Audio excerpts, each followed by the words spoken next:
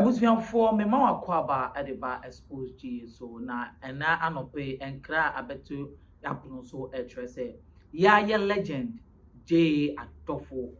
oboba J.A Adofo ne baba a ye friend Adjoa Dedaa bosumi ye mu ena ye me se ababa ye na ne ho emfa ne kakra ema ye de ne koto hospital bi a ewo nyameche ekwane so ehode ye me we fidin ne kakra na ehɔ no utumu se sene na ekɔye no na yɛre no mu ayɛden enti yɛ fa ne afiri hɔ no ene yɛ transfer no de call Ridge Hospital na Ridge Hospital one ekɔye no ema yɛ de oxygen esi no so for the past few weeks ni na oxygen ene se yenua ba Adjoa Dedaa so na oxygen ni esi no so na doctor for nhwehwemu a ebe mu no kyerɛ se Adjoa Dedaa J.A Adofo baba yi wenya kidney failure and a kidney problem. Inti na recently wo ni na oxygen in the scene so. Na no pay ebe 6 a.m. ho yanti asem de na ya free busuafo a kire on say J.A Adofo baba yi wadani benkum so epenifo be say wa free mu wa ye nyame dia. Se de ye be ka kire busuafo ni na ne say ye momo ya akọ ene ye momo hyede. Ene asema abetu dwa no na wa wonim say ye count J.A Adofo a one of the legends of HighLife covered by phone ni na no J.A Adofo wo kan hu bi pa odimu akotene na ne nyum kra mitai ka ampese mitu bi kra che on say osimia mitiwe me beri ase no eda meti se obi se wotan me no saada na na me pe ni kira kwan saada na ena mitonse amane no saada na ena me ni tunse didi se me ye we ni na oda so ye metamfo a na wudrimu ode ajizo odi ma ku jimeso aye mami edubie aye mami edubie otami awobebro udonti misha ai sanse we ni na efriye papa the legend J.A Adofo ehono just few years ago ya na muamunim se J.A Adofo ne dofo ba na obi beka se ne kanchima ne yere efri mu a oto oye nananom de edia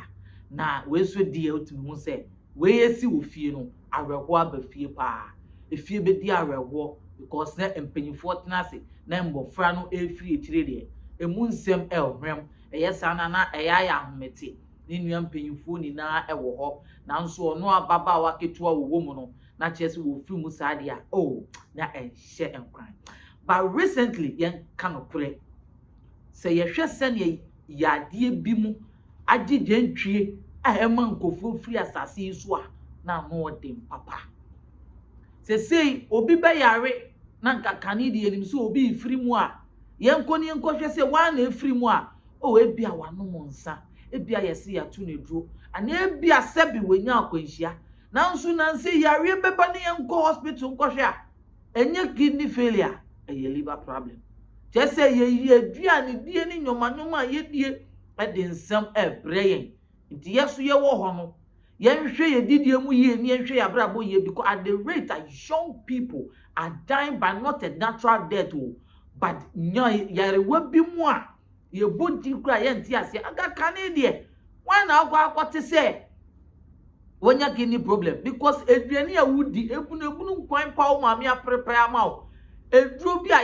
ya sa wo fie ede ne yare bi a eba wo so na nsi akola nya yole fever kra wo hospital kra yesi ye kwa na yesi onya malaria kum no emu aye den nti wo na ya branche na wo so be bon pan a bon ho ban na enye sa ye mpanyifo na mo no abrabo papa bi ni ahweye omo ye mu nti ombenya ache ne egosu free wo ye den eja omo we de enkankai busuafo ne yaw anso se J.A Adofo egusu tiasi na ne ba efrim no nkasa ne dofo de bechichi ne we one ne beti kra afie twem yi mu bebrei na ne yiri eni ho a yenka no kre na se ne maso o de obehu o ma hye nkran se me yiri koi emba o jama mi me hwe me baba ma a wafa me adwuma yi me fa me hwe me baba kisi wa ono so afa me adwuma a oye ya ehye nkran na se wote wa na ye be frɛ no da obey ene wa yare kakra ona we free mu yo awo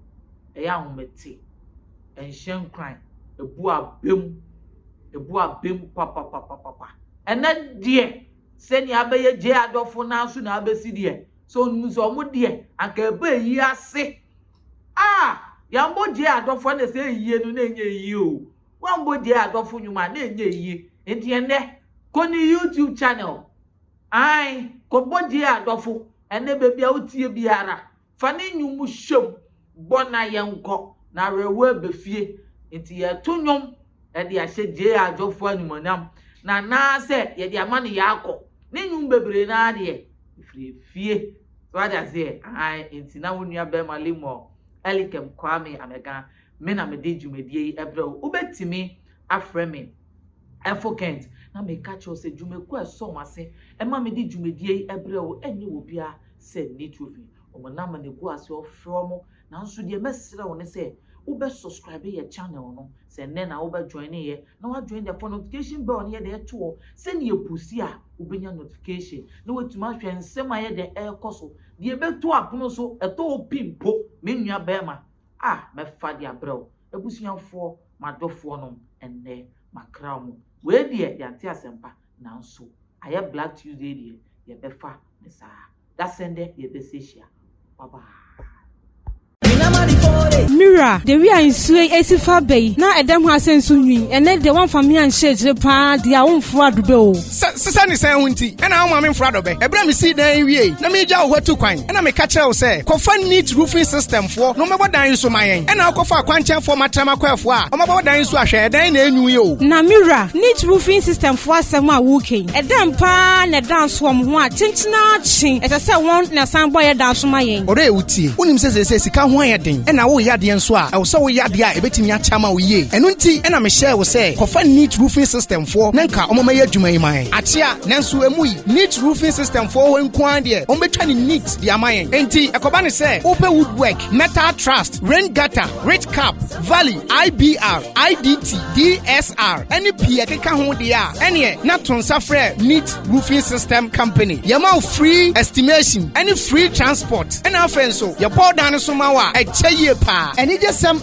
neat roofing system company at the Abani say, what the promotion chenche pan or diapa. Say de, if it's sabre, equisi say, ye beti bronya bury no. Open neat roofing system company, a catch it, see and kobo down Sumawa. A candia out the bow down so pet and I'll bet Tiaka. Nay, do a chi aqua down swama free. I won't tiare. As I might cast an impatem, neat roofing system for Ababia among Krabatani Bio, Parker so Proto Station wa store number 44. I and J.A office in Dinshanimu. A Muntre Mubiano, for neat roofing system for Ewo 0553 817122 Anna 0557 453973. Neat roofing system, Anna. Quality is our hallmark. Hello, Odada.